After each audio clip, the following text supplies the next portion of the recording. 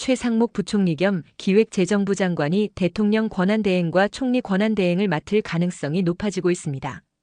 헌정사상 처음 있는 대통령 권한대행 겸 총리 권한대행, 그리고 부총리 겸 기획재정부 장관이란 헌정사상 초유의 직함이 현실화될지 주목됩니다.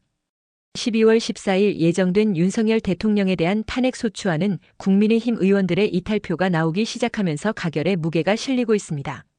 가결되면 대통령은 직무를 수행할 수 없는 권리 상태가 됩니다. 이럴 경우 총리가 대통령의 권한을 대행합니다. 헌법 제71조는 대통령이 권리되거나 사고로 인해 직무를 수행할 수 없을 때에는 국무총리가 그 권한을 대행한다고 규정하고 있습니다.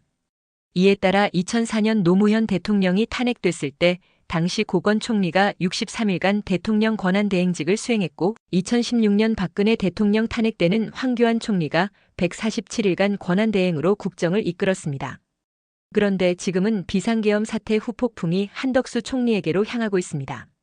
민주당이 한 총리를 내란 혐의로 경찰청 국가수사본부에 고발한 것입니다. 민주당은 탄핵소추도 검토하겠다는 입장입니다. 한 총리가 비상계엄을 심의한 국무회의에 참석했기에 내란 혐의에서 벗어날 수 없다는 게 민주당의 주장입니다. 한 총리의 직무 정지 가능성을 배제할 수 없는 상황입니다. 총리가 대통령 권한을 대행할 수 없는 경우에는 정부조직법에 규정한 국무위원 서열 순서대로 권한을 대행하게 됩니다. 정부조직법 제26조에 따르면 국무위원 서열은 국무총리, 기획재정부 장관, 교육부 장관, 과학기술정보통신부 장관, 외교부 장관, 통일부 장관, 법무부 장관, 국방부 장관, 행정안전부 장관 등의 순서입니다. 한 총리의 직무까지 정지될 경우 최상목 부총리 겸 기획재정부 장관이 대통령 권한대행과 총리 권한대행을 겸하게 되는 것입니다. 최 부총리가 권한대행을 맡으면 대통령 권한대행과 총리 권한대행, 부총리 겸 기획재정부 장관이란 초유의 직함이 현실화되는 것이지요. 최 부총리는 지난 3일 비상계엄 선포 안건을 다룬 국무회의에 참석해 비상계엄 선포를 강하게 반대한 뒤 자리를 박차고 회의장을 나온 것으로 알려져 있습니다.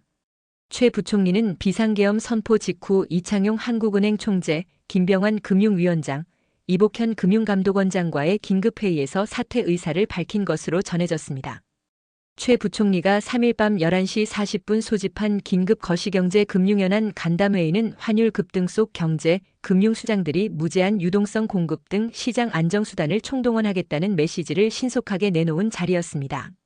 이창용 한국은행 총재는 최 부총리가 F4 회의에서 하는 총재는 임기가 정해져 있으니 자리를 지켜라. 나는 이튿날 사의를 표시하겠다고 말했다라고 야당 의원들에게 설명했습니다. 이 총재는 경제사령탑인 부총리가 있어야 심리가 안정되고 경제 상황을 수습할 수 있다며 최 부총리의 사퇴를 말렸다고 덧붙였습니다. 최상목 부총리는 2004년 노무현 전 대통령 탄핵 전국 때는 기재부 증권제도과장이었습니다. 박근혜 정부에서 청와대 경제금융비서관과 기재부 1차관을 지냈고 박 전 대통령 탄핵 과정에서 고초를 겪었습니다. 정권이 바뀐 후 농협대 총장으로 있다가 윤석열 경제팀으로 합류했습니다.